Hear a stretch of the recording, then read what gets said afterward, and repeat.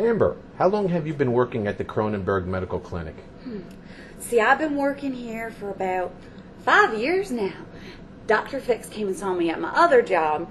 Well, I was working at the Classy Chassis. It's that exotic dance place down the road. Well, I was wearing this little nurse's get-up, kind of like this one. So my little dance, and he saw that, and it was like inspiration. He came up to me and he said, "You know what? My mama just died, and she was the nurse in my office, and I need a new nurse. Would you like to do it?" And I said, "Fate has intervened. This is where I need to be." So I took that along with, my other 2 jobs. And those jobs are? Well, I work fixing engines on farm equipment on the weekends, and I also am a paid companion. I'm trying to save up all the money I can to live out my lifelong dream. And what is that dream, Amber? Well, I know it's a really big one, but I hope to one day to move to Decatur and work at the Honkers restaurant and become a Honkers girl. Hi, Mom. I'm on TV. Screw you, Cynthia. I know you didn't get on TV. Mrs. Betancourt, I understand that at one time you were planning on becoming a surgeon? Well, Harry, I did. Now, I never went to medical school, even though I wanted to. Everything I learned from my mama and stuff. And she was very smart woman, very, very talented with the tools, if you know what I mean. She taught me how to do a colonoscope with a vice grip and a water hose. Unbelievable. Then, of course, there was that terrible incident with the bypass and the garden hole. Didn't go too well. But you all right, Harry? Yes, ma'am. Oh, you got a headache? A little one. Well, it could be a brain tumor. You should have me take a look at that before you go to a doctor. What? No, please. Please. Is my hair okay? Hello, ma'am. Can I ask you your name? My name is Priscilla Grace. I understand today, in the Cronenberg Clinic, you had a very unusual experience. Yes, I did, but I'd really rather not talk about that. Every time I talk about it or even think about it, I just get violently ill. But the word on We could go on to another topic. No, I'd love to discuss anything else. The word on the street is that a woman did surgery on her own knee. Like I said, I'd really rather not discuss the incident. I mean, it makes me very, very sick.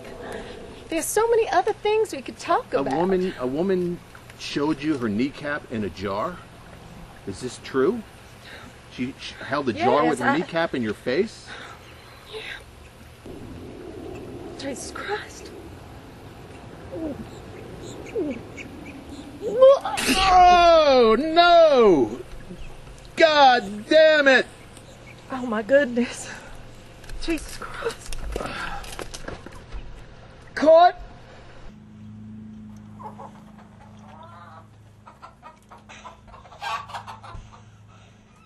My woman Babs and I, both of us, have been abducted by the space aliens.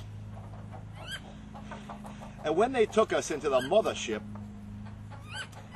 them space aliens, they gave Babs that anal probe. But they didn't anal probe me. And I want to know why. Yes, sir. You might call me an authority on the subject of space aliens, because I have done considerable research on this subject. My dungarees! They won't dry! Leave my dungarees alone and stop marking your damn territory! Woman, I'm trying to tell my story. Well, stop marking your territory and mind them dungarees, alright?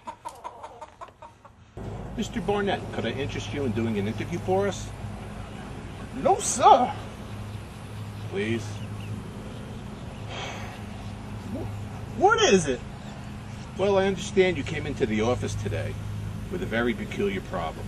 Can you tell us about it? Well, it ain't my first time this has happened. About a year ago, I was at those very same steps. I was a little boozed up, slipped, laying in the youngin's toy box. My sister, aunts, cousins, sure toddlers, my niece. Whole Malibu Stacy set. Whew. Well, you know where they were. Where were they, sir? Well, the whole set went right up into here. No, that's wrong. Well, That's wrong. like God said in the Bible, do unto your neighbors or something. That's wrong.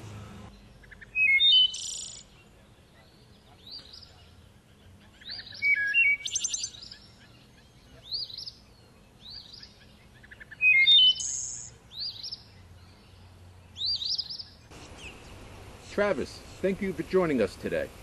You have some very interesting tattoos on your arm. Do you mind telling us a little bit about them? No, not at all. It's my favorite all-you-can-eat Chinese buffet in Decatur, called the Lucky Dragon. I really admire the Chinese people and all, after Godzilla destroyed everything. Actually, Travis, that's Japan, and that's only a movie. Really? Yeah. Oh, I still admire them. So you got a comb I can use? I sure do. Here Thank you, go. kind sir. You're welcome.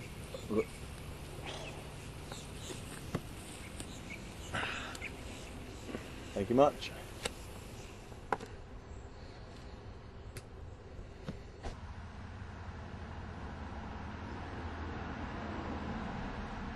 Dr. Fixx? Oh, shit. I didn't realize you were here. I'm sorry. Is this a bad time? No, dude, no. Please stay. Any time is a good time for me. Good. Can I get you a drink? No, thank you. Oh, how about I get myself a drink? Be my guest. Ooh. Wow, that's good. Well, how about a couple of these? These will, I tell you, 15 minutes. I'll send you off into another world. Please. No, thank you. I'll pass. I'll All right. definitely pass. All right. Well then, you know what? Here, how about a minute, please? A minute I could do. Thank you very much, sir. Oh, please. I'm sorry. Look, I had an emergency pelvic exam this morning, if you know what I mean. Cut. Okay? Oh, no, muy mal. No, emigración. No, emigración. No.